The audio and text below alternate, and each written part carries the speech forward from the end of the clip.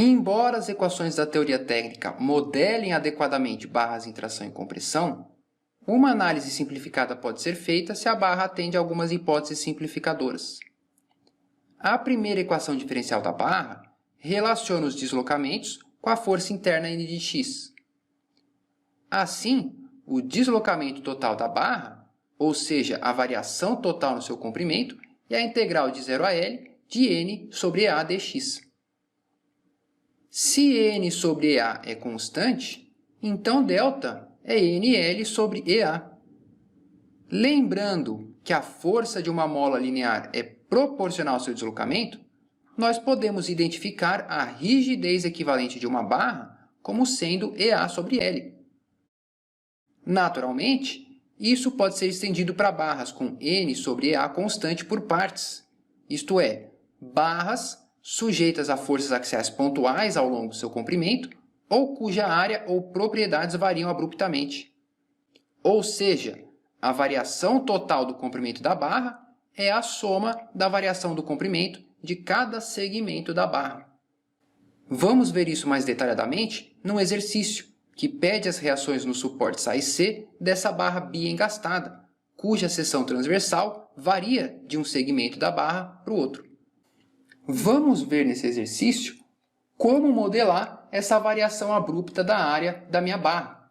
Como que eu considero essa área que varia com x? Para x entre 0 e 2a, a área é um valor, e para x entre 2a e 3a, a área é outro valor. Essa área não é constante ao longo do comprimento, mas ela é constante por partes. Qual equação diferencial que eu vou usar? Vamos resolver esse problema usando as equações da teoria técnica e ver a dificuldade de tratar esse problema. Bom, como a barra é contínua por partes, nós vamos usar essa equação diferencial. Só que nós vamos escrever essa equação diferencial para cada segmento da barra. Então, eu vou ter aqui a minha barra 1 e aqui a minha barra 2. Então, eu vou ter uma equação EA1 d2u dx2 igual a menos P1 de x e EA2 d2u dx2 igual a menos P2 de x. Cada uma dessas equações vale para a barra 1 e para a barra 2. Como não tem nenhuma força ao longo dessas barras, P1 e P2 é zero. Só tem essa força pontual exatamente na interface aqui, nos limites da barra 1 e da barra 2. Então, as equações são EA1 d2u dx2 igual a zero, EA2 d2u dx2 igual a zero.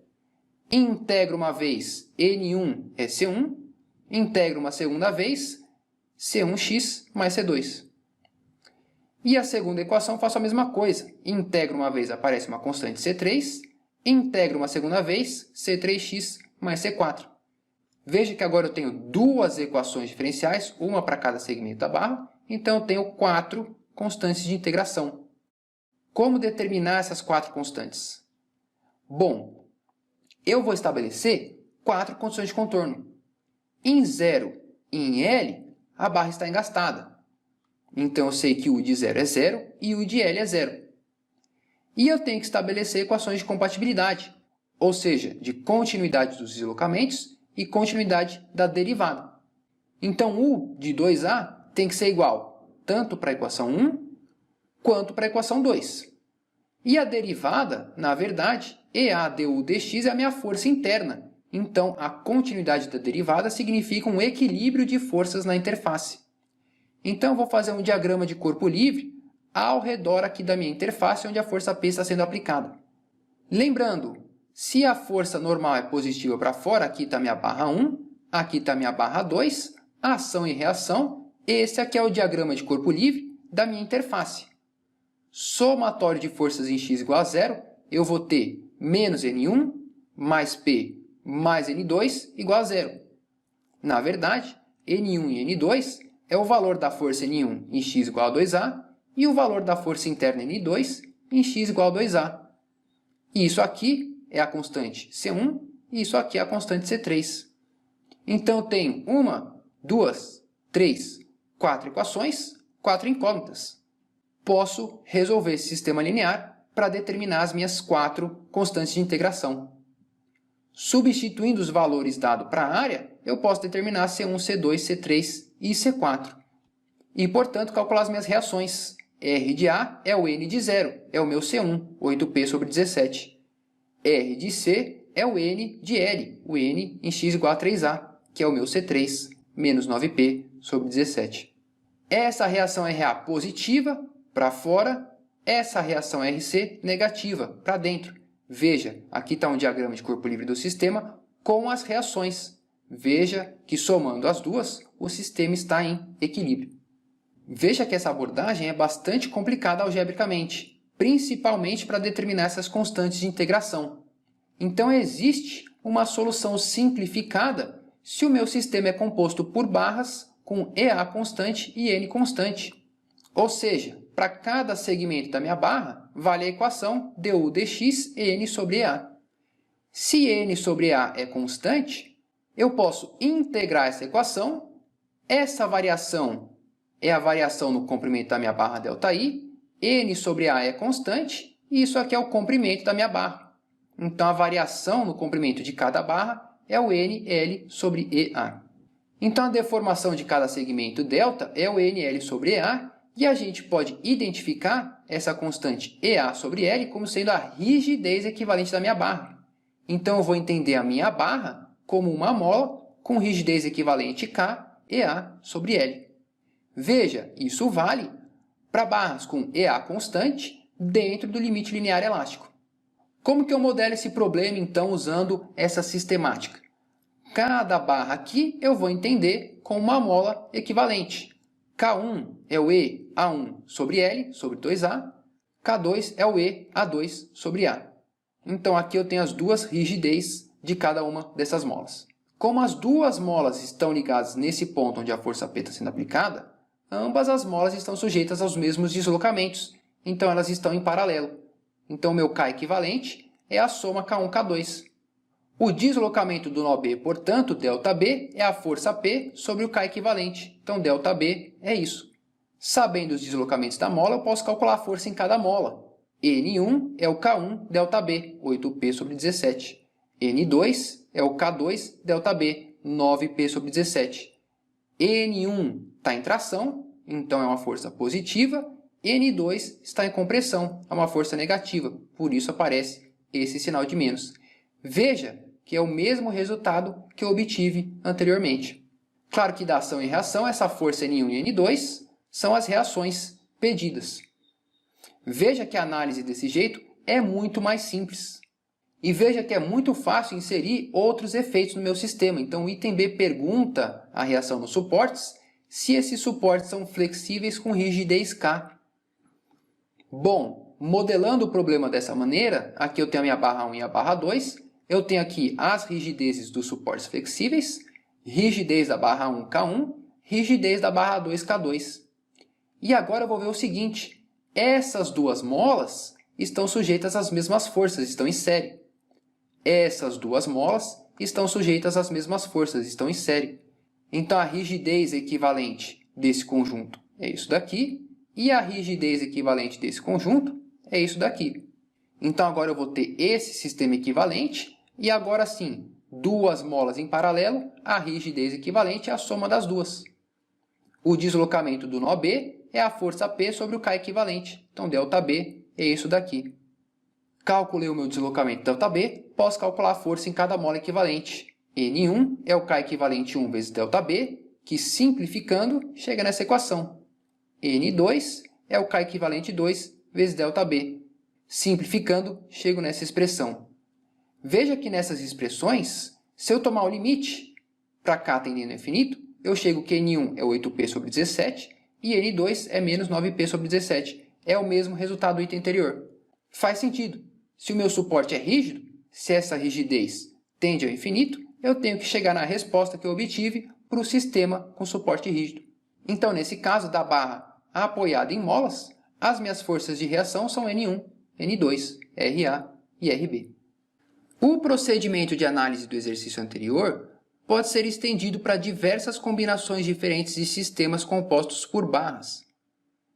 Se cada barra pode ser aproximada por uma mola equivalente, então os sistemas podem ser compostos por molas em série, sujeitas à mesma força, ou molas em paralelo, sujeitas ao mesmo deslocamento. É possível calcular a rigidez equivalente de cada conjunto de molas, de forma que a análise fica simplificada para estudar as forças e os deslocamentos da mola equivalente. As associações de molas em série paralelo podem nos ajudar a resolver de forma sistemática problemas hiperestáticos. Em problemas isostáticos, como todas as forças internas e reações podem ser determinadas a partir das equações de equilíbrio, calcular deslocamentos é simples, uma vez que são proporcionais às forças internas da barra. Já em problemas hiperestáticos, é necessário resolver as equações de equilíbrio, as equações de compatibilidade e as equações constitutivas simultaneamente. Para resolver problemas assim, uma maneira sistemática para modelar problemas hiperestáticos é conhecida como o método dos deslocamentos. E o método dos deslocamentos é composto por 5 passos. Passo 1. Esboçar o diagrama de corpo livre. A partir do diagrama de corpo livre, nós escrevemos todas as equações de equilíbrio relevantes do sistema em análise. Passo 2. Esboçar a geometria da deformação. A partir dessa geometria, é possível escrever as equações de compatibilidade geométrica do sistema. Passo 3. Usar as relações força-deslocamento de cada membro da estrutura, para relacionar os deslocamentos desconhecidos do passo 2 com as reações desconhecidas do passo 1.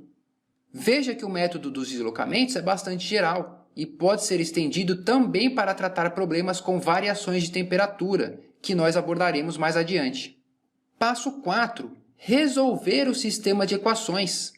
Nos passos 1 a 3, nós obtivemos equações de equilíbrio, equações de compatibilidade e equações constitutivas. No passo 4, nós resolvemos esse sistema de equações para as incógnitas do problema. Finalmente, no passo 5, nós revisamos a nossa solução. Nós fazemos uma análise crítica dos resultados para garantir que os resultados obtidos são plausíveis, se fazem sentido e se estão corretos. Vamos ver na prática como o método funciona no exercício, que tem um tubo de aço e um núcleo de alumínio sujeito à força de tração de 200 kN. E o exercício pergunta as tensões normais em cada material desse sistema composto. Agora nós temos a nossa barra aqui, composta por um núcleo de alumínio e um tubo de aço. Vamos ver como funciona o método dos deslocamentos. Passo 1. Fazer um diagrama de corpo livre. Então eu vou representar aqui o meu sistema, a força externa P e as forças internas no núcleo de alumínio e no tubo de aço. E para esse sistema eu posso escrever somatório de forças em x é 0, menos PS, menos P alumínio mais P é 0. Geometria da deformação. Veja, ambos, o tubo e o núcleo, se deslocam juntos, se deformam juntos. Então, a minha equação de compatibilidade vai ser que o deslocamento do tubo de aço tem que ser igual ao deslocamento do núcleo de alumínio. Passo 3. Relação força-deslocamento. Para cada uma dessas barras, eu sei que delta é NL sobre EA. Substituindo isso na minha equação de compatibilidade, PL sobre EA para o aço, PL sobre EA para o alumínio. Então, vou ter duas equações.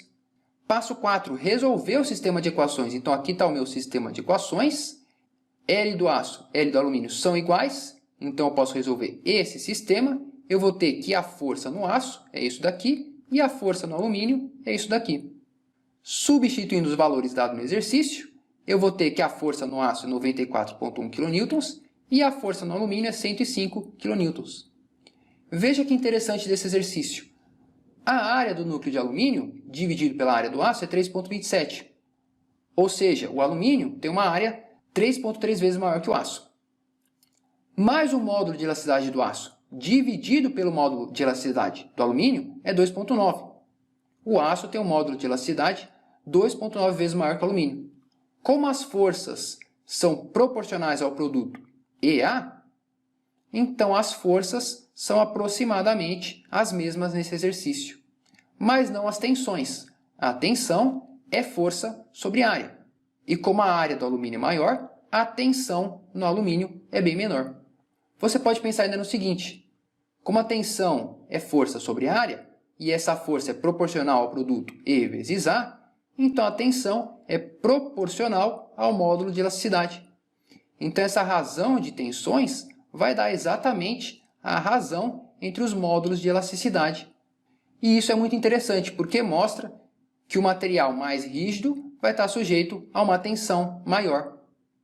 E isso explica, por exemplo, por que colunas de concreto são reforçadas por barras de aço. O concreto não suporta tensões de tração e ele tem um módulo de elasticidade muito baixo. Então, o concreto é reforçado com barras de aço porque quem vai suportar as tensões de tração é o núcleo de aço. É o que tem um módulo de elasticidade maior. E é por isso também que hoje a bioengenharia investiga novos materiais para implantes. Porque um implante de titânio, o titânio tem módulo de elasticidade 120 gigapascal, enquanto que o osso humano tem um módulo de elasticidade de aproximadamente 15 gigapascal. Como esses módulos de elasticidade são muito diferentes, as maiores tensões vão estar no titânio. Se as tensões no osso são muito baixas, com o tempo, isso vai resultar numa atrofia do osso, que pode gerar lesões e falência do suporte ósseo na região do implante. Então, hoje, a bioengenharia busca materiais com um módulo de elasticidade mais parecido com o do osso, para não ter esse problema de tensões diferentes em materiais diferentes, tensões maiores, onde o módulo de elasticidade é maior.